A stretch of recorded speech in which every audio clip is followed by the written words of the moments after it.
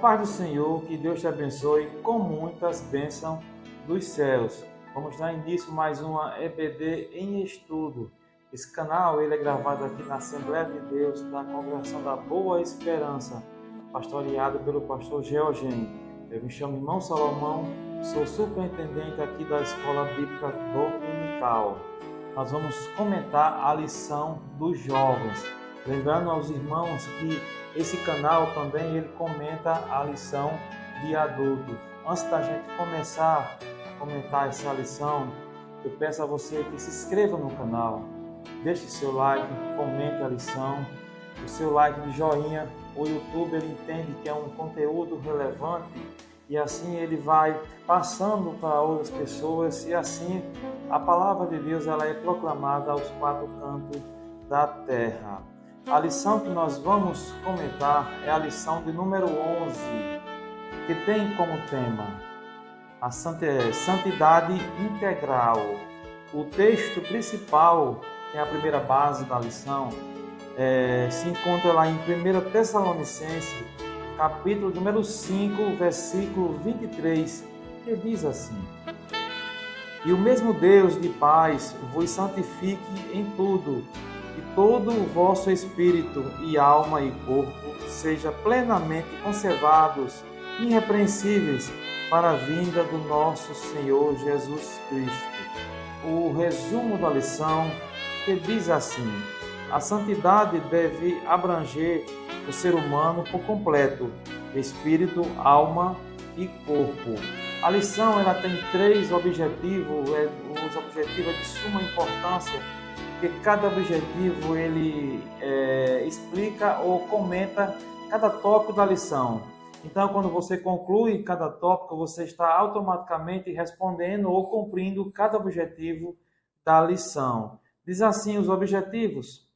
Primeiro objetivo, mostrar que o ser humano é um ser integral.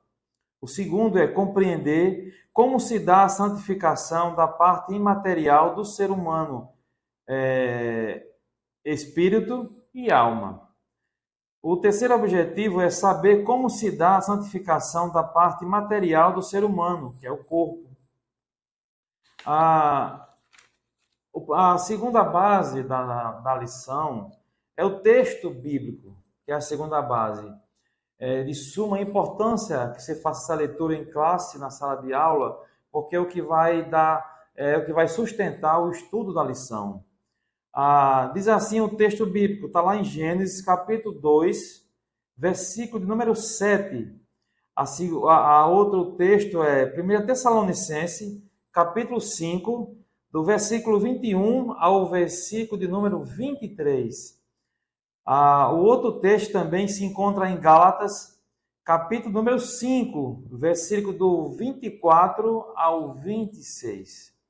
A introdução da lição, uma pequena parcela, diz assim: o texto de 1 Tessalonicenses, capítulo 5, versículo 23, apresenta o ser humano integral. Por isso que é bom você ler o texto bíblico. Então, lá em Tessalonicenses, capítulo 5, 23, ele apresenta o ser humano como um ser integral, certo? Espírito, alma e corpo, certo? E veremos que a santificação também deve ser integral, abrangendo o ser humano em sua totalidade. Quer dizer, a gente vai ver nessa lição ou nesse estudo que a santificação também deve ser integral, completa, certo? Ele abrange o corpo, alma e espírito. O primeiro tópico da lição, que diz assim: o ser humano é integral, espírito, alma e corpo. O primeiro subtópico tem como tema o conceito do ser humano integral. A gente vai ver esse conceito do ser humano, o que é que vamos aprender com esse conceito, a entender melhor. Diz assim, para entender o conceito do ser humano integral e a influência deste na construção teológica no primeiro século, se faz necessário conhecer um pouco da visão da cultura helênica para contrastá-la com a judaica. A gente vai entender essa cultura helênica para contrastá-la com a judaica. Os gregos acreditavam, olha só, em uma antropologia especialmente platônica, que era dicotomística, quer dizer, o ser humano em duas partes. Quer dizer duas, dicotomista, quer dizer, em duas partes, corpo e alma, certo? E nós vamos ver nesse estudo, a alma era, nessa visão, diz assim, a alma era supervalorizada, sendo considerada parte do bem. Já o corpo era dito como a parte do mal, consequentemente desvalorizada, considerada o câncer da alma. Quer dizer, o corpo era desvalorizado. A alma tinha super valor, certo? Era muito valorizado e o corpo era desprezado, certo? Entretanto, na concepção judaica, considerava o ser humano em sua totalidade. Na visão dos judeus, a visão judaica, ele considerava o ser humano por completo, certo? Na Bíblia, a criação do homem é de forma integral. A gente viu lá em Gênesis, capítulo 2, o versículo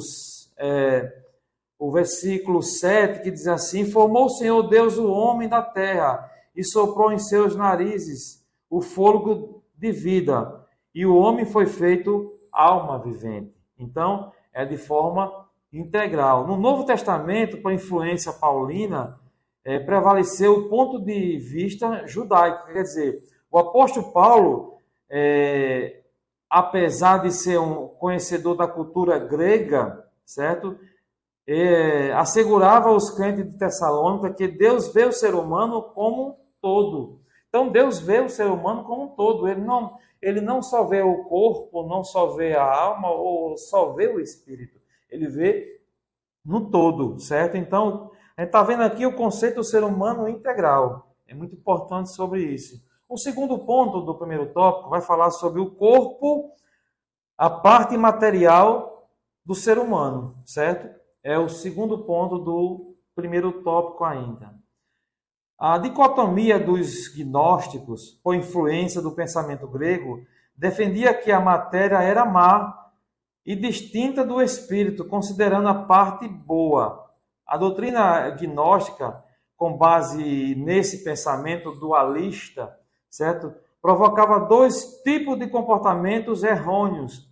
Essa doutrina tinha esse pensamento, então, com esse pensamento, ele provocava dois extremos e levava as pessoas a tomar decisões que não eram da vontade do Senhor. O primeiro comportamento errôneo, a gente vai ver, levar as pessoas a fazerem o que bem entendesse com o corpo, uma vez que a crença era de que não afetava o espírito. Então, eles ensinavam, os gnósticos ensinavam, usa o corpo como bem entender. Deus não quer o seu corpo, Ele quer a sua alma, Ele quer o seu espírito, mas o corpo é descartável, para Deus não tem importância, certo? O segundo comportamento era o inverso. Já que o corpo era matéria má, melhor não fazer nada com ele para mortificá-lo.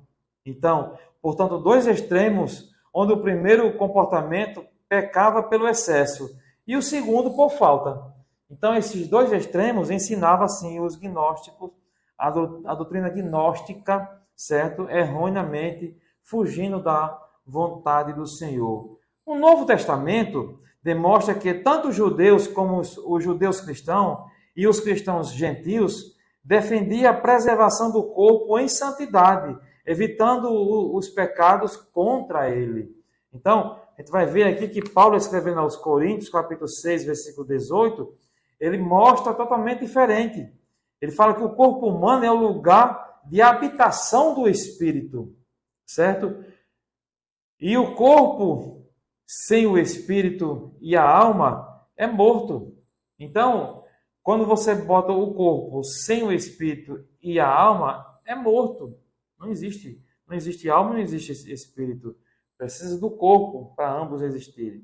Então, ele mostra aqui que o cristão deve sim preservar o corpo em santidade, em oferta como cheiro suave às narinas de Deus.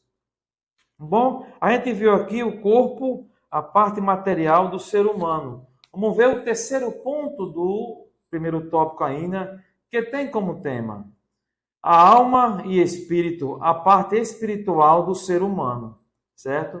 Vai ver sobre a alma e espírito, a parte espiritual do ser humano.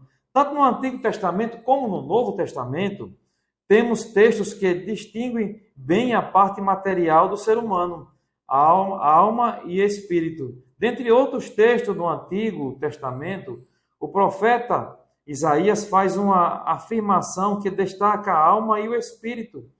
Dentre outros textos do Novo Testamento, pode-se destacar a adoração de Maria. Lá em Lucas, capítulo 1, versículo 46 ao 56, bem como no versículo de Hebreus, capítulo 4, versículo 12, vai mostrar, afirmando a separação de ambos, certo? O espírito humano foi gerado a partir do Criador. Nele o ser humano tem consciência de Deus e das coisas espirituais e tem conexão com a realidade divina e espiritual. Então, quem criou foi Deus, certo? Diz aqui, neles tem essa conexão com a realidade divina e espiritual. Enquanto a alma é a sede da personalidade, lugar dos sentimentos, pensamento e decisão. A alma é a nossa identidade, é o que pensamos, é o que desejamos, é o que fazemos, certo? É o ponto da personalidade do ser humano, é o que identifica sentimentos, pensamentos, vontade, certo? Está ligada à alma. Tanto o espírito quanto a alma são eternos, e se mantêm unidos após a morte. O cristão deve cuidar das partes do ser como um todo. Então, ele não diz que você deve cuidar só da alma. Ele não diz que você deve cuidar só do espírito. Ele não diz que você deve cuidar só do corpo. Não. O corpo, a alma e o espírito tem que ser cuidado plenamente, irrepreensível para Deus. Quando a gente apresenta a nossa oferta, tem que ser corpo, alma e espírito para Deus. Bom, com isso concluímos o nosso primeiro tópico da lição, que tinha como tema o ser humano é integral, espírito, alma e corpo. Vamos entrar no nosso segundo tópico da lição, que tem como tema a santidade do espírito e da alma. O primeiro subtópico diz assim: Jesus morreu na cruz para resgatar o ser humano de forma integral. Quer dizer, já começa aqui bem explicativo, já explica muito bem esse primeiro ponto do segundo tópico, que diz, Jesus morreu na cruz para resgatar o ser humano de forma integral. Ele não morreu para resgatar só o espírito, ele não morreu para resgatar só a alma ou só o corpo, mas de forma integral, completa. Cristo, quando morreu na cruz, resgata o ser humano da sua totalidade. Ele resgata o homem do lamaçal do pecado na forma total. O pensamento dualista grego levava as pessoas a não acreditarem na ressurreição do corpo. Por isso, os crentes de Corinto tiveram dúvidas em relação à ressurreição pregada por Paulo. Quer dizer, eles não acreditavam, tinham dificuldade, certo, de acreditar devido a esse pensamento grego. Aí ele diz aqui na lição: então o apóstolo assevera, se esperamos em Cristo só nesta vida, somos os mais miseráveis de todos os homens. 1 Coríntios capítulo 15, versículo 19. Paulo aqui é taxativo, ele é firme em dizer, se esperamos em Cristo só nesta vida, só no que a gente pode conseguir nas coisas materiais, certo? Somos o mais miserável de todos os homens. Ele reafirma a fé na ressurreição de Cristo. 1 Coríntios 15, versículo 20 ao 28, fala muito bem sobre isso. Cristo ressuscitou em corpo, alma e espírito, tanto que as pessoas o reconheceram depois de sua ressurreição, como, por exemplo, Tomé. Quando Jesus aparece e Tomé duvida ali, Jesus manda ele tocar nele, para ele ver. Ele tocou, ele viu a marca nas suas mãos, a marca nos seus pés. Ele diz assim a lição: Tomé que queria ver as marcas dos pregos das mãos de Jesus e a ferida profunda ao seu lado, certo? Ele queria ver, ele viu. Então, Cristo ressuscitou em forma completa, certo? Mostrando que também nós vamos ressuscitar também em forma completa. Quando Cristo vinha buscar a sua igreja, e ao soar a primeira trombeta, os que estiverem mortos ressuscitarão primeiro no corpo glorificado, alma e espírito, na sua totalidade. Glória a Deus, aleluia. O segundo ponto do segundo tópico tem como tema a santificação do Espírito. A santificação do Espírito ocorre no momento da justificação e regeneração e se mantém contínua, progressiva, de acordo com as experiências, essencialmente do crente com Deus. Quer dizer, ela vai se manter contínua, dia após dia, de acordo com a experiência, com a nossa comunhão que temos com Deus. Se nós temos essa comunhão com Deus dia após dia, a santificação ela vai progressando, ela vai crescendo, vai aumentando dia após dia, degrau após degrau, certo? Ele diz assim a lição: trata-se de uma mudança diante de Deus, de mortos espiritualmente para vivo, pois o Espírito Santo vem habitar no crente. Ele vem habitar onde? No corpo. Ele vai habitar no corpo. Só que esse corpo precisa estar santificado. Como é que ele vai habitar só na alma e no espírito? Não. Ele vai habitar no corpo. Então, tem que estar plenamente conservado para o Senhor. Corpo, alma e espírito. Por meio da santificação do espírito, essa nova criatura mantém comunhão com Deus, tornando-se coparticipante da natureza divina e não vive mais na prática do pecado.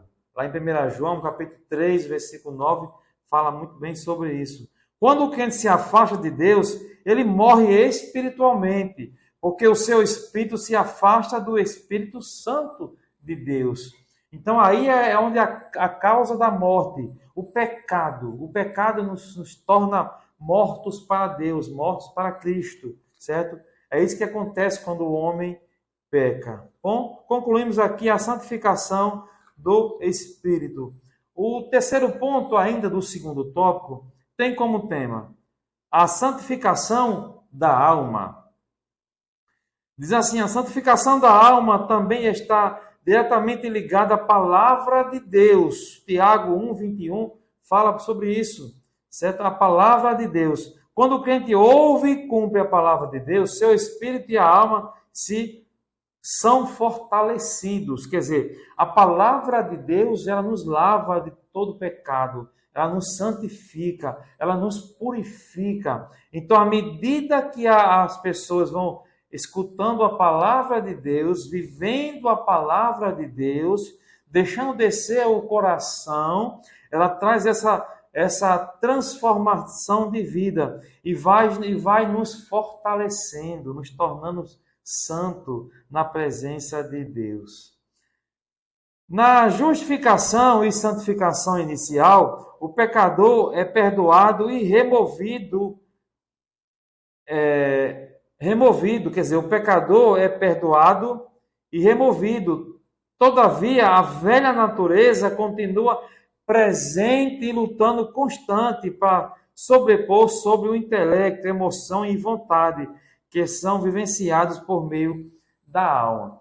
Quando o pecador vem para Jesus, ele aceita Cristo como seu único e suficiente Salvador, ele é selado com o Espírito Santo da promessa. O Espírito Santo passa a habitar no seu corpo, tem que ser um corpo santo, transformado pelo poder da palavra do Senhor.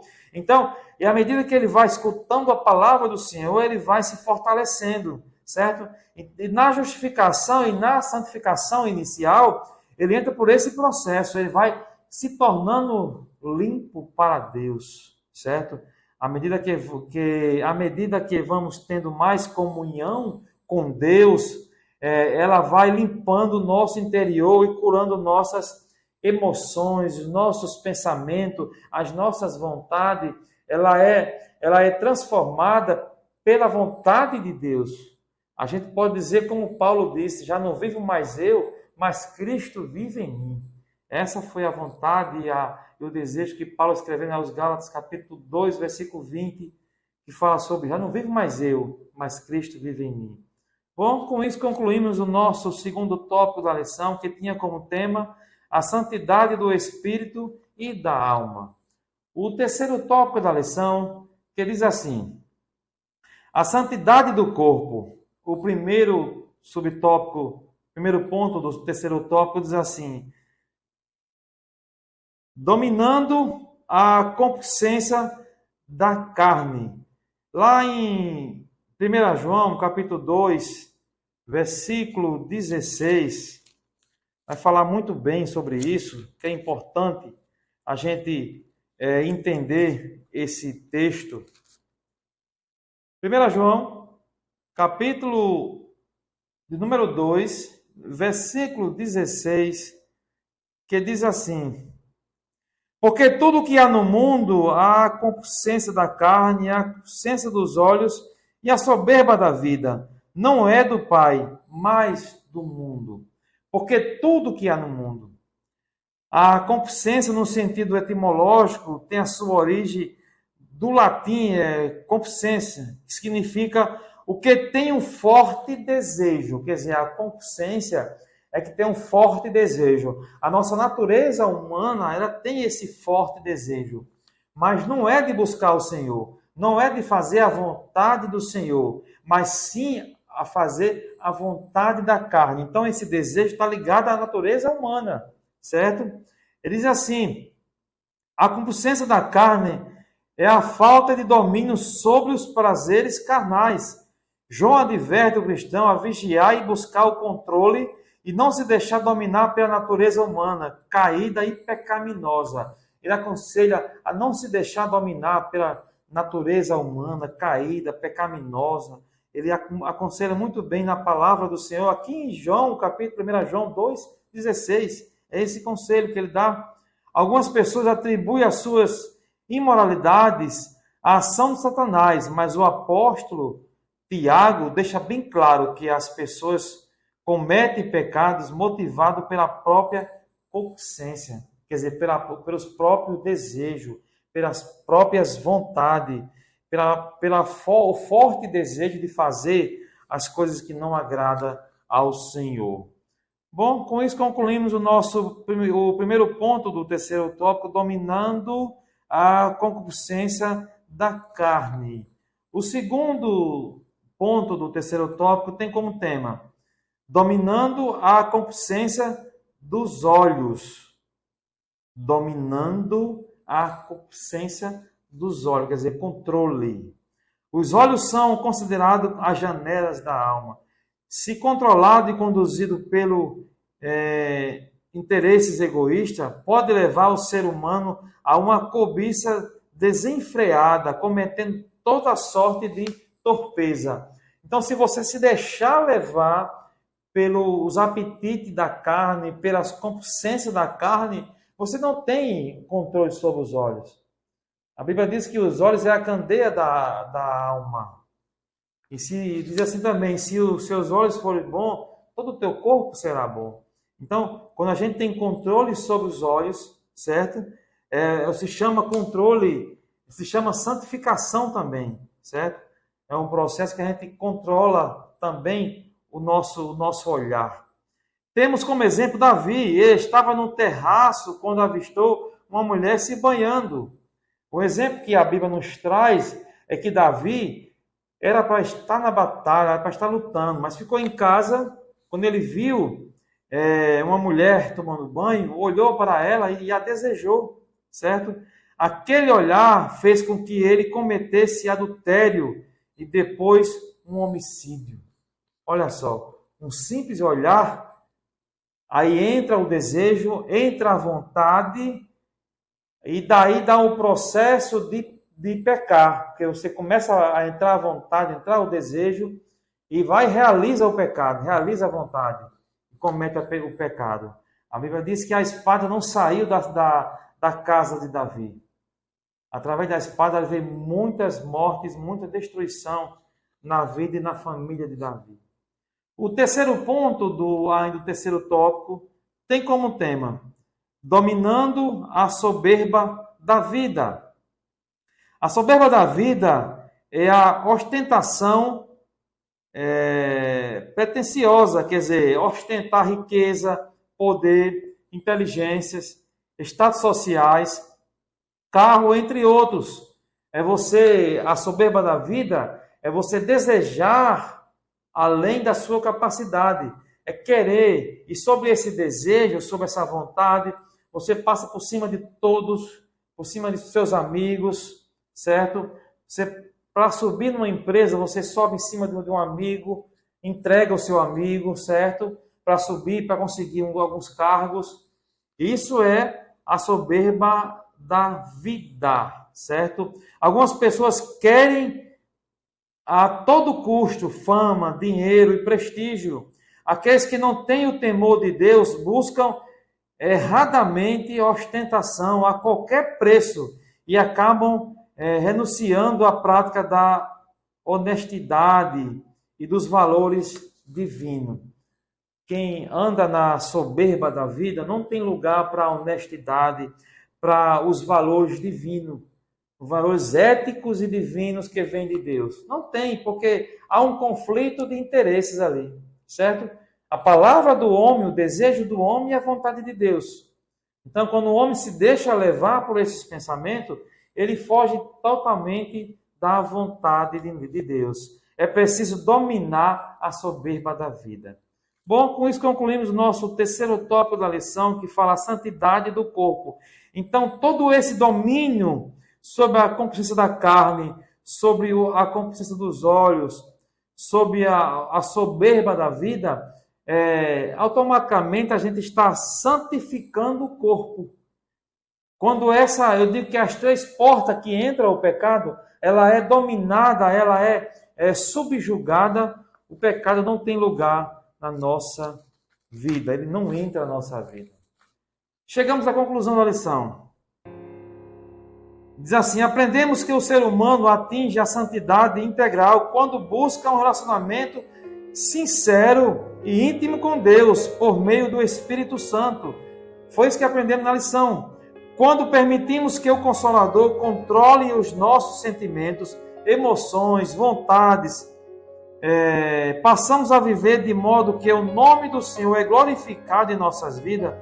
Cristo tem sido glorificado em toda a nossa maneira de viver, certo? Quando a gente deixa a palavra de Deus agir no nosso coração, Cristo é glorificado em nossa vida. Amém? Te agradeço pela sua participação, por assistir essa aula, certo?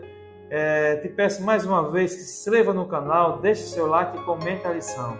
Já te espero na próxima aula, se assim Deus permitir. Que Deus te abençoe com muitas bênçãos dos céus.